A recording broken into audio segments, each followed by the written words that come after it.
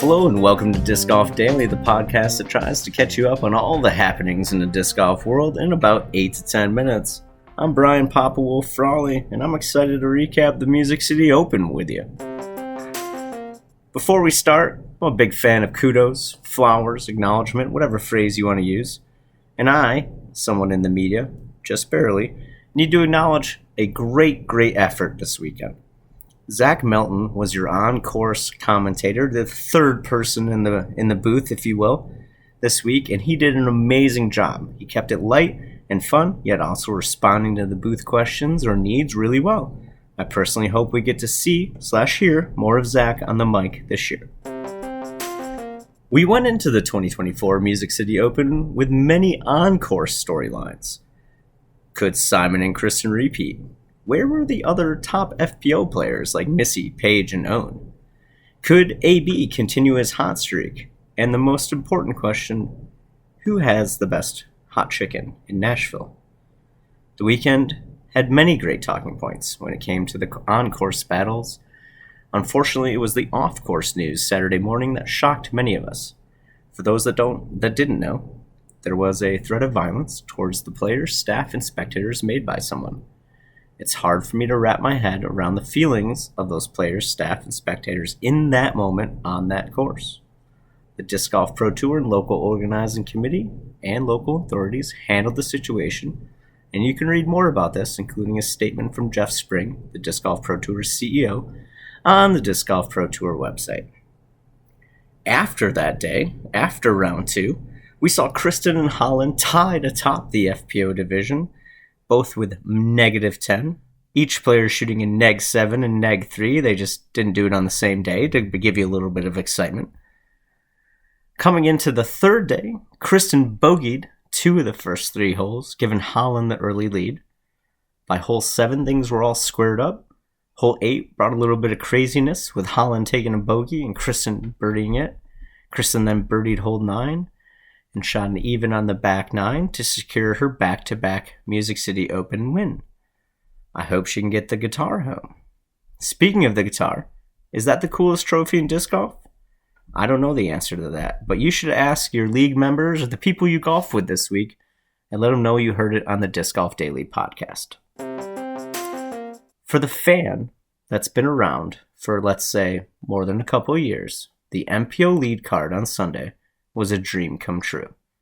Simon, Paul, Gannon, and the robot chicken himself, Mr. Tennessee, Chris Dickerson.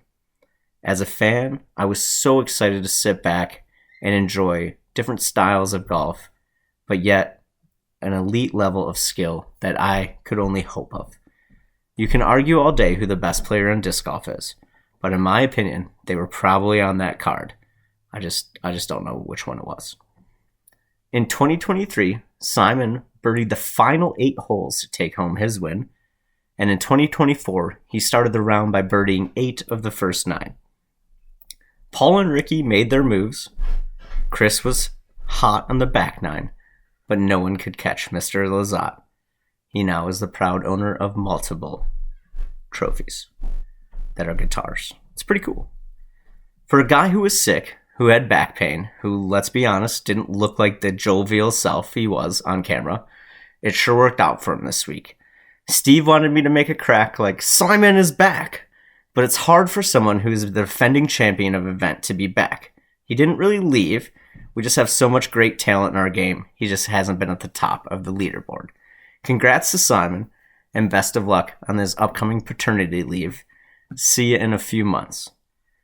The top 5 for the FPO rounded out with Kristin Tatar, Holyn Hanley, Henna Blumrose, who shot the hottest round of the day at -4, Ella Hansen, and Haley King. On the MPO side, Simon Lazat was number 1, Paul Macbeth was number 2, Ricky Wasaki was number 3, tied with Chris Dickerson, and in 5th place, Nicholas Antala and Jeremy Coling.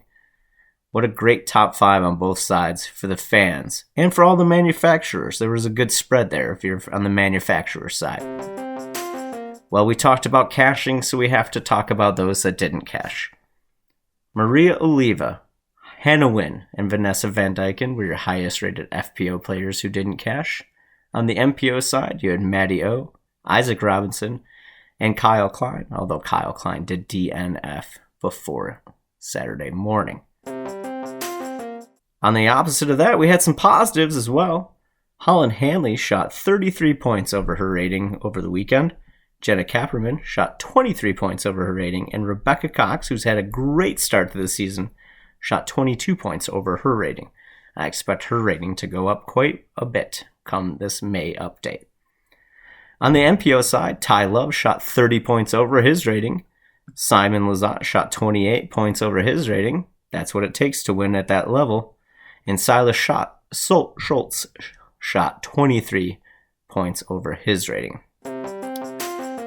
When it comes to the Boar score, we've got a lot of positives and a little bit of negatives for the track, as fun people would say, at the Music City Open. Let's start with the negatives. Hole 11 on the MPO side brought way too many pars, like 80% of the field parred every day. Not a lot of separation on there. And on the FPO side, we saw that hole 4 and 11 were basically a 2/3 chance at a par. But we had a lot of positives. Both hole 6 for the MPO and FPO, hole 9 for the MPO, FPO, and hole 17 for the MPO, FPO brought us great scoring spread. We saw a lot of variety, and I especially liked the scores that came in on 17, being that it is one of the closing holes.